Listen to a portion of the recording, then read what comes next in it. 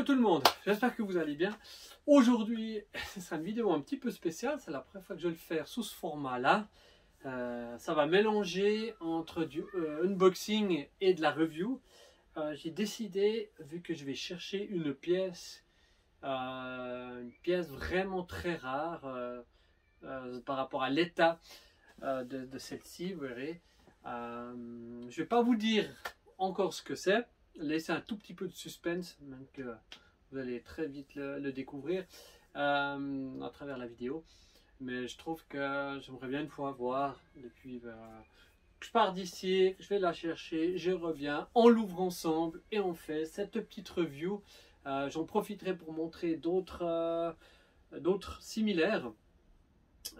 Comme ça on pourra voir un petit peu les différences. Mais là vraiment, cette figurine là ou ce jouet là, vraiment, si ça correspond à l'état qui était marqué, enfin, que mon fournisseur m'a décrit, vraiment, c'est vrai, une de mes plus belles pièces que j'aurais eu jusqu'à présent. Et donc, je trouve que ça vaut la peine de faire une vidéo de ce style. J'espère que, voilà, changer de format, c'est pas plus mal. Et je voulais vous remercier au passage, étant donné qu'il y a eu enfin 1000 abonnés sur cette chaîne. Donc, je suis très content. Je vous remercie. J'espère que ça vous plaît. Depuis qu'effectivement je mets une vidéo par semaine, c'est clair que l'algorithme de YouTube travaille là-dessus, prend ça en considération, et du coup, vu que je suis une petite chaîne, il arrive me mettre, il met en exergue aussi ce genre de vidéos. Et tant mieux pour nous, les tout petits youtubeurs ou les petites chaînes. Hein. Et puis gentiment, on trouve une audience, ou je trouve une audience, étant donné que ceux qui me suivent, je présume que évidemment vous aimez, que ce soit du vintage en général, de la figurine, du jouet, ou simplement du rétro gaming, hein, vu que je fais aussi le rétro gaming, même si c'est peut-être un petit peu moins. Il y en a déjà tellement qui en font. Mais bref. Alors moi je vous dis, je prends ma veste, la casquette elle est déjà là. J'ai la clé qui est ici, là. Et puis on y va. Hein. Vous verrez un petit peu le trajet que je fais. Il faut compter une quarantaine de minutes pour aller la chercher. Vous verrez, j'essaierai de filmer un tout petit peu. Et puis on reviendra là, on l'ouvrira ensemble. Allez, c'est parti. Je vous dis à tout de suite. Ciao.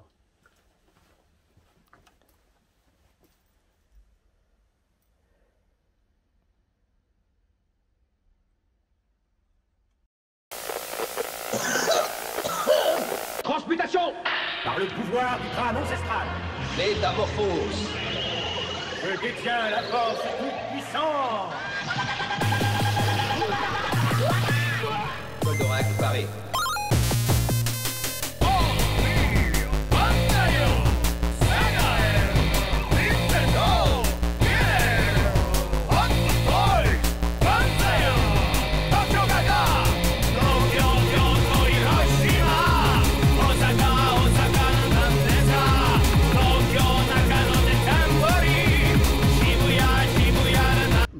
Je sors de la poste un instant et regardez ce que j'ai avec moi. Donc, voilà le Graal, je suis trop content. On va le mettre dans la voiture. Trop cool, hein? Allez, c'est parti, on repart.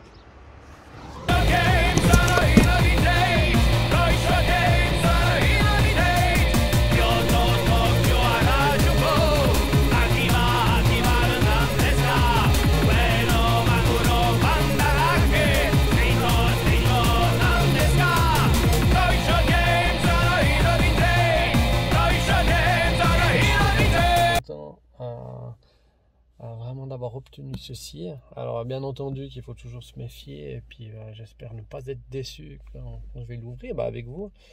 On va faire un unboxing ensemble. Donc il s'agit d'un seul et unique article. Je vous dis encore pas de quelle licence c'est, qui est un petit peu la surprise. On l'ouvrira ensemble, je me réjouis. Allez, à toutes, ciao. Et voilà, il est là le collier. Je suis trop content. Opération, c'est tout bien déroulé. Opération, on va dire, super colis parce que vraiment ce qu'il y a à l'intérieur, de nouveau, si ça tient ses promesses, c'est du très très lourd. Et voilà, en tout cas le carton est en excellent état, c'est déjà bon signe, hein.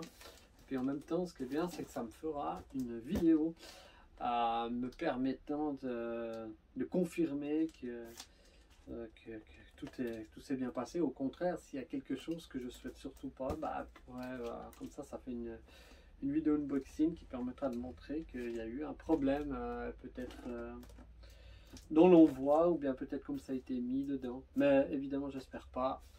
Donc ça reste comme maintenant, c'est-à-dire qu'il n'y a pas eu d'anicroche, et j'espère que maintenant, ce que je vais ouvrir, eh ben, ce sera vraiment ce que j'avais reçu en photo. Et ben, moi je pense qu'on va y aller direct, hein. Le suspense c'est à son comble. Voilà. Yes. Vous êtes prêts? On y va? D'habitude j'ai plusieurs colis, là ça me fait bizarre, il y en a qu'un. Mais pas des moindres. Allez, c'est parti.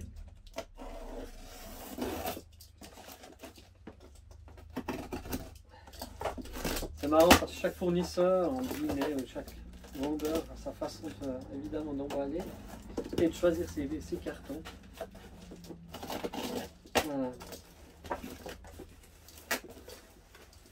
Il y en a un qui me met tout le temps double carton quand il s'agit des figurines à un certain prix et d'une certaine rareté évidemment.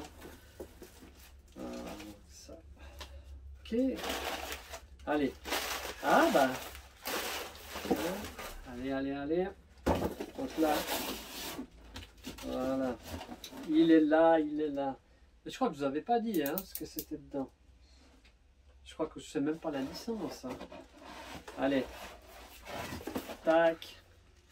Qu'est-ce que ça peut être de cette grandeur? Et souvent on met ça derrière le jouet et la figurine. Qui c'est qui a la réponse? Ouais. Et oui, c'est effectivement. Pourquoi est-ce qu'on met ça? C'est pour éviter qu'il y ait un souci de pliage au niveau de la languette. Exactement. Alors j'enlève délicatement. Vous aurez remarqué avec cette couleur ce que c'est. Waouh. Allez. J'espère que c'est toujours bon. Allez. Il s'agit bien d'une figurine de Saint Seiya. Bien emballée, c'est tip top. Alors maintenant on va voir si c'est comme je pense. Et il faut que ce soit comme je pense. Parce que c'est vrai qu'une figurine comme ça, regardez. Waouh.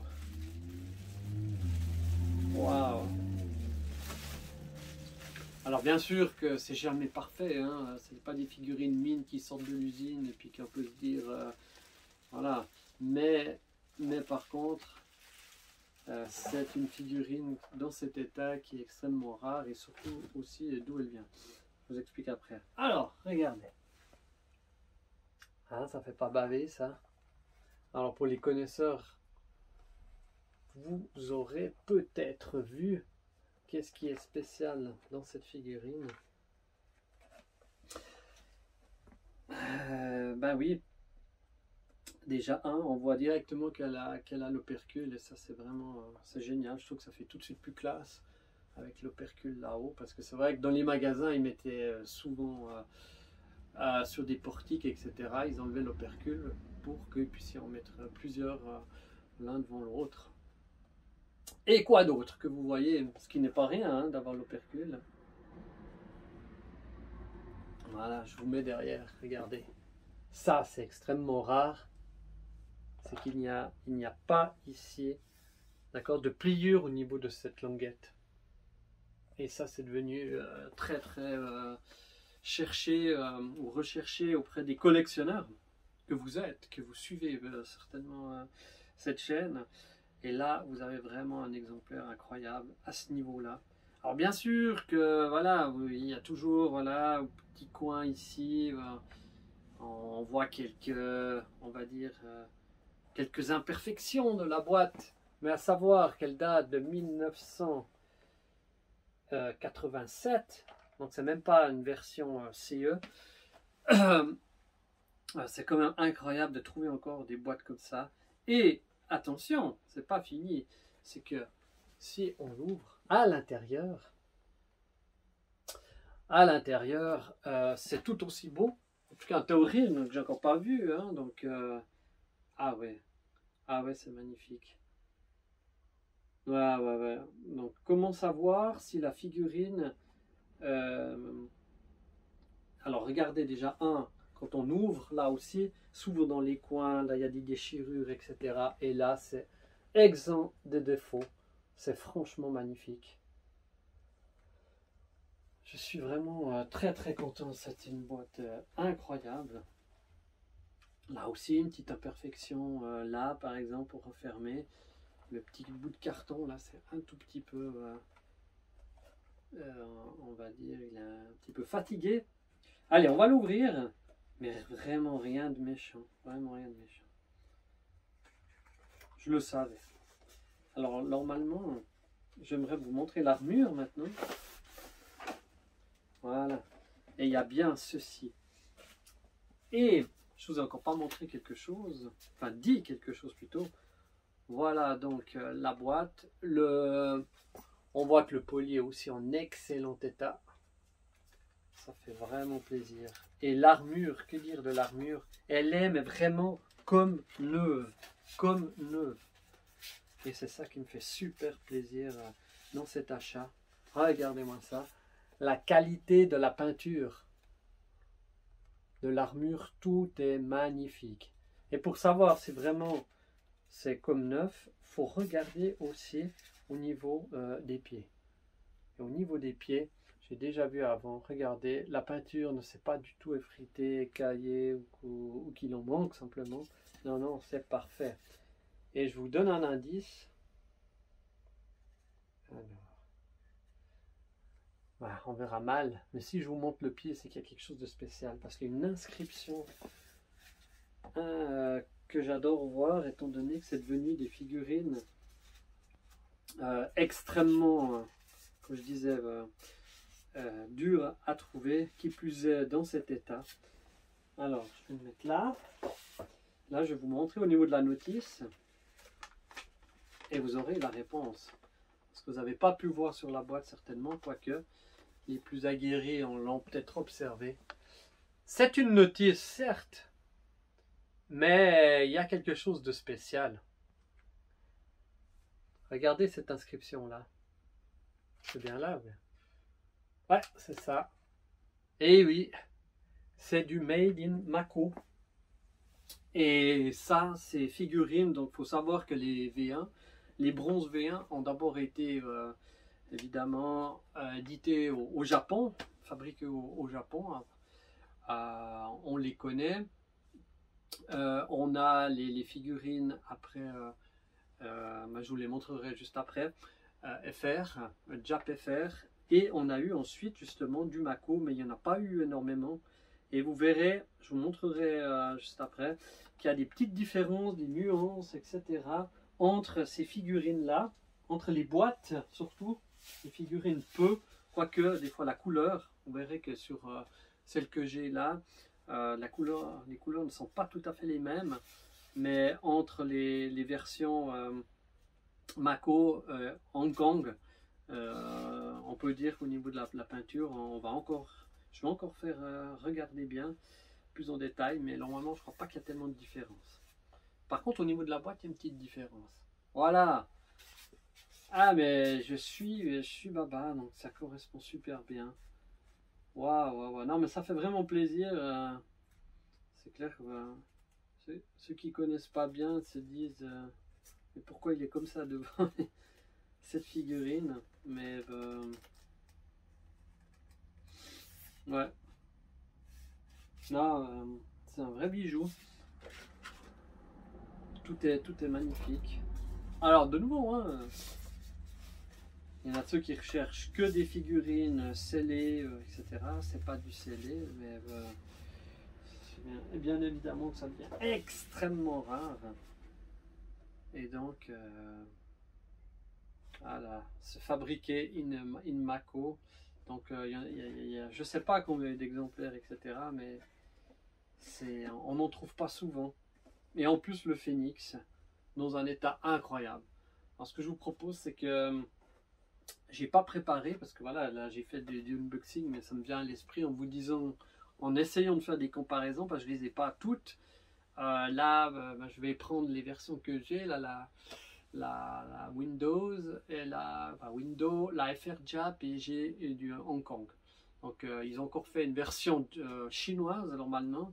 Enfin, ils en ont fait normalement pour toutes. Ça, j'ai pas. Elles sont aussi très dur à trouver, les versions chinoises. Moi, elles ne m'intéressent pas plus que ça. Voilà. Comme ça, on va regarder un petit peu ensemble ces différences au niveau des boîtes ou des armures. Allez, je prépare ça et on se revoit tout de suite. À tout de suite. Voilà, je suis de retour avec la superbe boîte Mako, pas Macao, bien Mako, que j'ai reçue, et j'ai enfin trouvé les boîtes du Phoenix pour voir un petit peu la différence qu'il y avait avec les autres.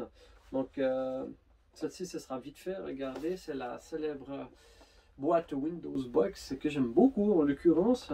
Je trouvais formidable l'idée. Donc c'est les premières boîtes japonaises qui sont parues en mettant ici une fenêtre transparente où on pouvait voir le personnage, et ils avaient redessiné l'armure par-dessus. Et je trouve assez intéressant comme ils ont fait ça. C'est clair que au niveau de ici l'illustration avec par contre je n'ai plus de la boîte japonaise, celle qui est parue après. C'est pas une illustration de Shingo Araki, celle-ci non plus d'ailleurs, je présume. Elle n'est pas si bien faite.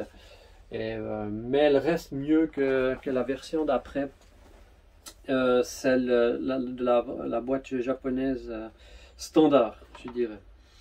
Voilà, donc là, vous voyez, on n'est pas tout à fait sur la même illustration.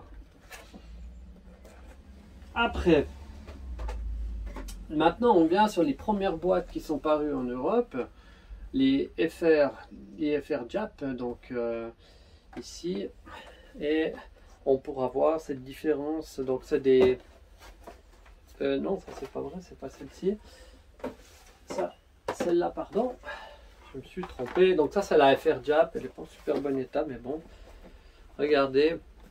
Et celle-ci n'a pas de fenêtre, d'accord. Les premières boîtes DV1 FR Jap n'avaient pas de fenêtre, donc ne pouvaient pas s'ouvrir comme ces boîtes ici, la boîte celle-là par exemple,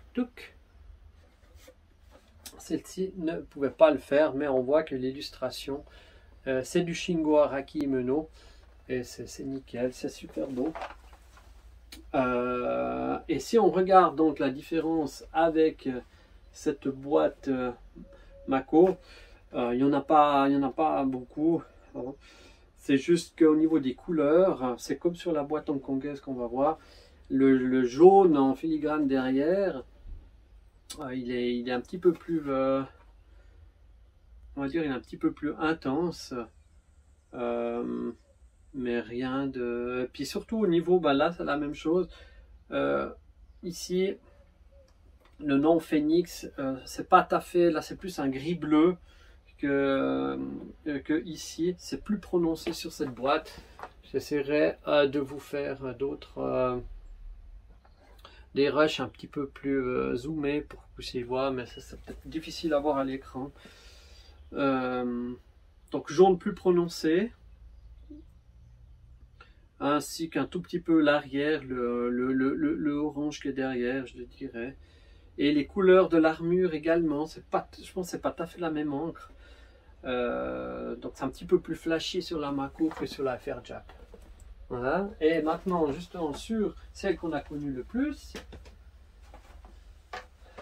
donc la version hongkongaise, HK, aussi très similaire, la même illustration. Derrière, c'est la même chose. Donc ça, j'ai aussi une très belle boîte en Kangais, je suis très content. Et du reste, on peut dire que c'est la même chose au niveau du jaune, un petit peu plus prononcé. Et également ici sur le nom Phoenix. Donc ici un gris un petit peu qui, on dirait qu'il y a un petit peu de bleu à l'intérieur. C'est pas tout à fait le même gris que sur la boîte hongkongaise. Il s'avère aussi qu'on a vu qu'il y avait des fois des défauts sur certaines boîtes, qu'il y avait un double logo là sur certaines boîtes Mako, ici de Bandai, en bas à gauche de la box. Mais sinon, évidemment, comme j'avais marqué, vous avez dit hier, l'écriture également ici, où on voit le Made in Mako, le Made in Hong Kong. Là, on voit c'est un liseré tout blanc. Et là, on voit que c'était imprimé directement. Il n'y a pas un fond derrière l'écriture. Donc ça, on reconnaît assez rapidement. On voit ce liseré. Donc c'est pas... Ici, par rapport aux boîtes chinoises, ils avaient collé un autocollant par-dessus. Là, c'est pas un autocollant, c'est bien intégré sur la boîte. Mais c'est vraiment un rectangle blanc et dessus marqué avec une écriture, une police noire. On dit que sur la boîte Mako, c'est du noir et à certains, c'est marqué couleur ou de sel. Et bien là, on voit qu'il y a un petit peu de blanc qui entoure la police d'écriture. Voilà, sinon rien de... voilà, aussi le bleu du titre, on pourrait dire, qui est un tout petit peu différent. Mais sinon, je regardais derrière, on peut pas dire qu'il y a vraiment pas de différence notoire à dire là-dessus. Peut-être encore quand même le orange aussi qui est plus prononcé sur la boîte hongkongaise. Ici, quand il parle en ces temps de violence des chevaliers de l'espérance apparaissent, ce sont les chevaliers du zodiaque.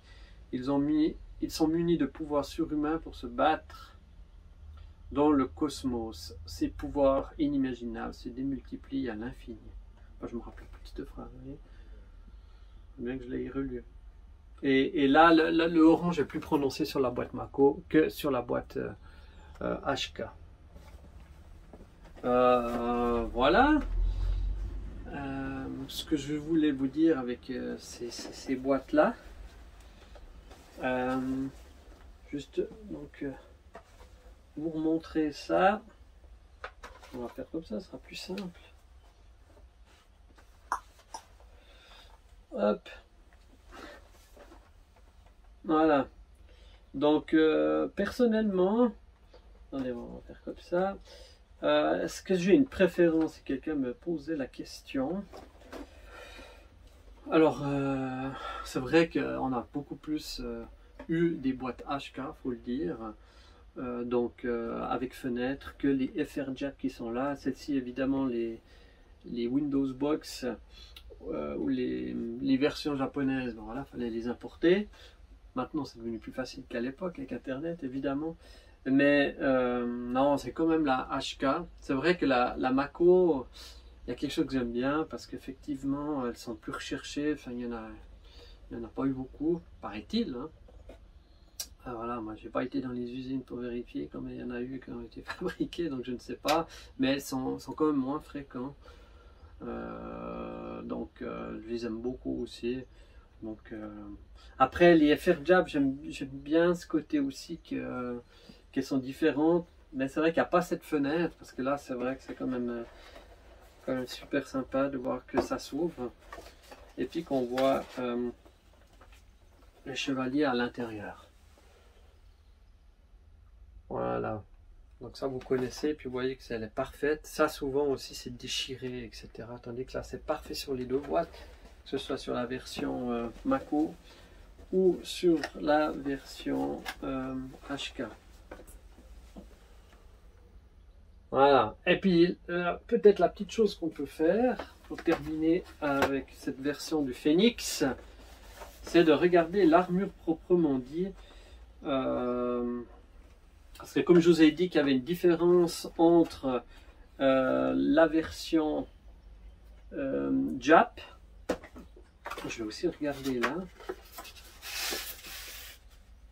Alors, là pas, mais il me semblait en tout cas, peut-être sur celle-ci, il y a une version, j'en suis sûr, où...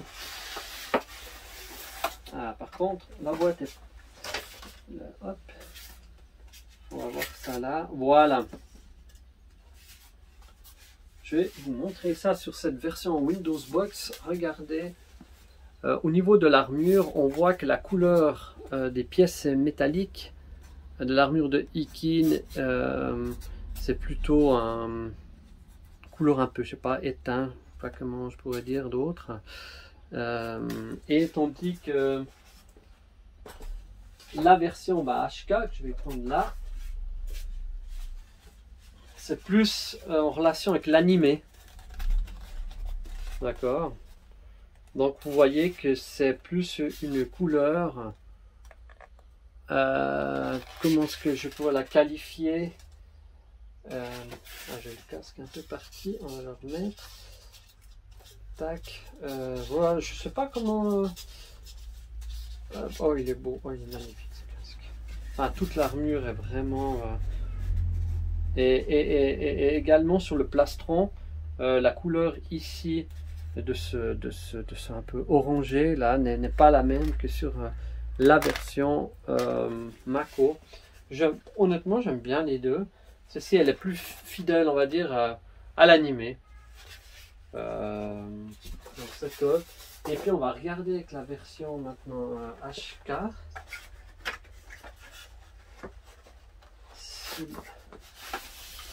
Il y a peut-être une différence.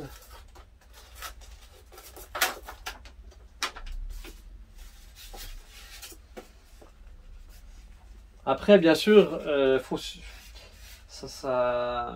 suppute qu'il n'y a pas eu de...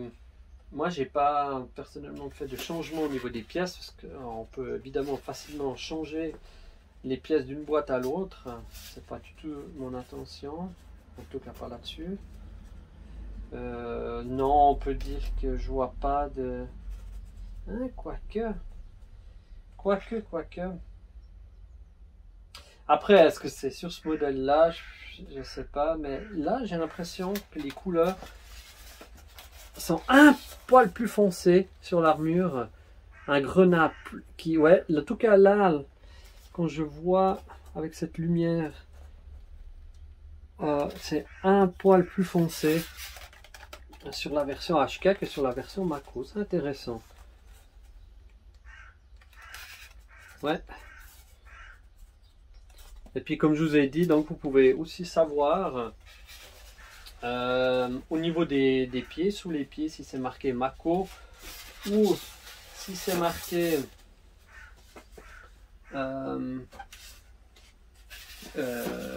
Jap, hein, ou HK pour Hong Kong.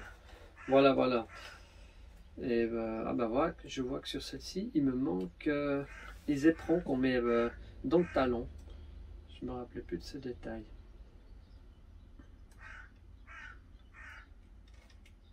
Ouais, non, puis le orange ici, ce plastron un peu plus prononcé que là, c'est un peu plus un orange moins pétant, je dirais. Voilà. Voilà, j'espère que j'ai pu peut-être vous apporter quelques informations peut-être que vous ignoriez. C'est sur différentes versions de cette CV1, donc je présume que c'est un peu la même chose sur, sur les autres boîtes, on va dire, pas sur les armures. Sur les armures des autres chevaliers, des fois il peut y avoir aussi des tout petites différences, mais moins prononcées que surtout pour l'armure du Phénix, comme on l'a vu juste avant. Car moi, ça m'a fait plaisir de vous montrer ces boîtes et surtout ce nouveau Phénix incroyable que j'ai reçu. Voilà, je vais essayer de m'en remettre parce que c'est vrai que c'est vraiment peu fréquent, donc l'excitation est à son comble.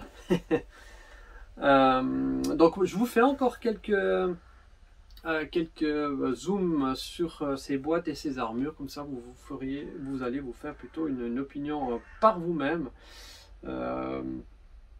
Et peut-être voir des différences que je n'ai pas vues en vous présentant ceci. Hop, on va pas... Est-ce qu'il y a quelque chose qui est tombé? Oui, il y a quelque chose qui est tombé. Je vais retrouver ça dans l'immédiat. Moi, ça m'a fait plaisir et moi, je vous dis à très bientôt de nouvelles vidéos. J'en profite également pour vous remercier, étant donné qu'il y a eu le millième abonné sur cette chaîne. Donc, je suis super content. Et vous verrez qu'il y a encore plein d'autres choses qui vont arriver. Et ce que vous aimez bien de unboxing et peut-être encore plus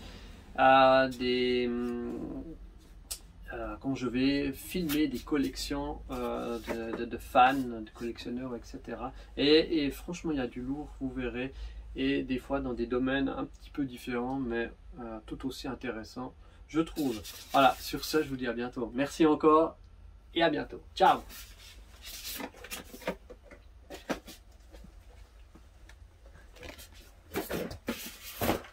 Voilà!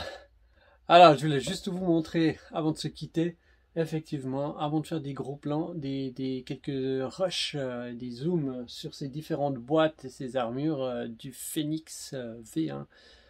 Je vais vous montrer effectivement un petit peu quelques petits différents que j'ai déjà cités. Et puis que vous allez voir qu'il y a quand même au niveau ici par exemple du orange, que sur la boîte Mako, c'est un petit peu moins prononcé que sur ici par exemple la boîte HK, d'accord. Et également que j'ai pas cité, c'était les ongles sur cette boîte, la FR-Jap. Vous voyez que les ongles de la languette, bon ici elle est un peu vécue, donc on voit moins bien, mais c'est pas arrondi comme sur les autres boîtes, mais c'est angle droit, voilà. Tandis qu'on peut voir que par exemple sur celle-ci, la dernière que j'ai reçue, on voit que c'est le bord un peu, légèrement arrondi. Voilà pour ces petites précisions. Et puis maintenant, je vous fais quelques rushs parce que ça vaut la peine de voir ceci de plus près. Voilà, je vous laisse et j'espère que ça vous plaira. Ciao!